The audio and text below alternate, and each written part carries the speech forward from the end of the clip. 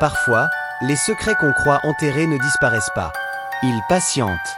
Et quand ils reviennent à la surface, ils détruisent tout sur leur passage. C'est ce qui est arrivé à Andrea. Et aujourd'hui encore. Personne ne comprend vraiment comment une fille aussi douce, aussi calme, a pu basculer dans l'ombre. Mais pour comprendre, il faut remonter 18 ans en arrière. Au moment où tout a commencé à se fissurer.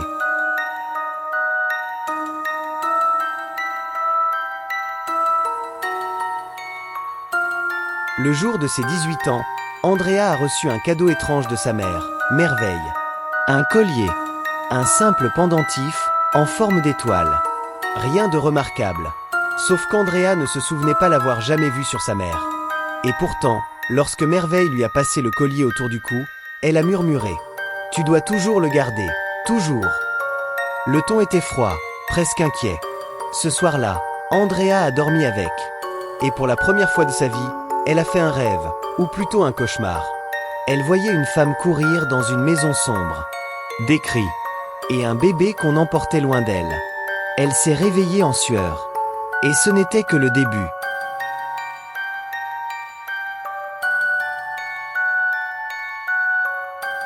Sarah, la cousine d'Andrea, avait toujours été extravertie. Souriante, bavarde, confiante. Mais à partir de cette nuit-là, elle a commencé à agir différemment. Elle observait Andrea avec un regard étrange. Mélange de peur et de colère. Et certains jours, elle évitait même de la toucher. Comme si quelque chose la repoussait. Un soir, Sarah a fini par lui dire, la voix tremblante. « Andrea, il faut qu'on parle. Mais pas ici. Pas devant ta mère. » Mais ce rendez-vous n'aura jamais lieu. Car 3 jours plus tard, Sarah a disparu. Sans un mot. Sans un message. Sans laisser aucune trace. La police a tout de suite pensé à une fugue. Sauf que ceux qui la connaissaient savaient une chose. Sarah n'était pas du genre à partir sans se retourner. Et surtout, Andrea a été la dernière personne à la voir vivante.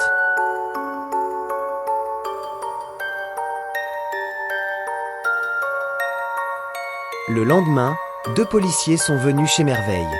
L'un d'eux a longuement observé Andrea, puis a demandé « Vous étiez avec Sarah la veille de sa disparition ?» Andrea hocha la tête doucement. Elle voulait me parler de quelque chose. Mais elle est partie précipitamment. Le policier a continué. De quoi voulait-elle vous parler? Andrea Tatana. Parce que, au fond, elle n'en savait rien. Mais ce qu'elle savait, c'est que depuis 3 jours, elle rêvait de Sarah. Elle la voyait courir, pleurer, appeler à l'aide. Des images floues, des murs humides, des cris étouffés. Ces visions venaient sans prévenir. Comme si quelqu'un les lui imposait. Comme si quelqu'un voulait qu'elle sache. Mais elle n'a rien dit au policier. Rien. Par peur. Ou peut-être par instinct. Parce qu'une petite voix intérieure lui répétait. Ils ne doivent pas savoir.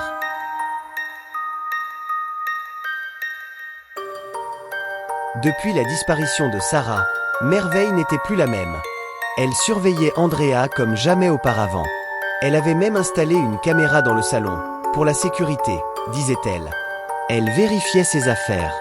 Elle mettait un cadenas aux portes après 20 heures. Elle n'ouvrait plus à personne. Mais le plus inquiétant, chaque fois que quelqu'un prononçait le nom Sarah, Merveille se figeait. Ses mains tremblaient. Son regard devenait vide. Comme si ce nom réveillait quelque chose en elle. Quelque chose qu'elle tentait d'oublier depuis très longtemps. Un soir, Andrea l'a même surprise en train de brûler des documents dans le jardin. Dans la fumée montante, Andrea a cru reconnaître la photo de naissance de Sarah et une enveloppe portant le nom de sa tante, Tarinelle. Quand Andrea a voulu intervenir, sa mère a crié « Ne te mêle pas de ça. Ce n'est pas ton histoire. » Mais ce n'était pas vrai. C'était exactement son histoire. Et Merveille le savait. 2 semaines après la disparition, les policiers sont revenus. Leur ton était plus froid, plus direct. Mademoiselle Andrea, nous avons trouvé des traces de pas correspondant à votre pointure près du lieu où le sac de Sarah a été retrouvé. Andrea a senti son cœur s'arrêter. Elle n'y était jamais allée. Elle en était sûre. Mais une autre idée lui a traversé l'esprit. Une idée impossible. Fall. terrifiant. Et si elle y était allée, sans s'en rendre compte? Pendant une de ses visions? Pendant une absence? Un blackout? Elle ne comprenait pas ce qui lui arrivait. Elle perdait des heures sans explication. Elle retrouvait parfois de la terre sur ses vêtements sans savoir pourquoi. Ce n'était plus des cauchemars. C'était autre chose. Quelque chose qui grandissait en elle. Comme une seconde personne. Une présence. Une voix qui murmurait parfois. « Laisse-moi faire ».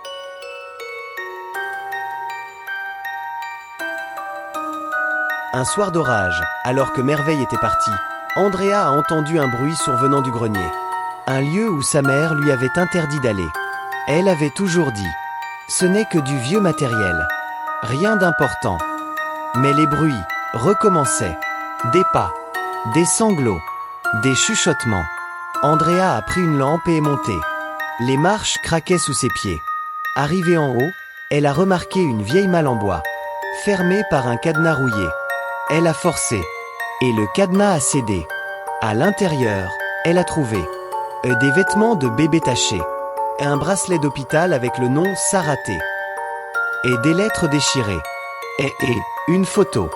Une photo qu'elle n'aurait jamais dû voir.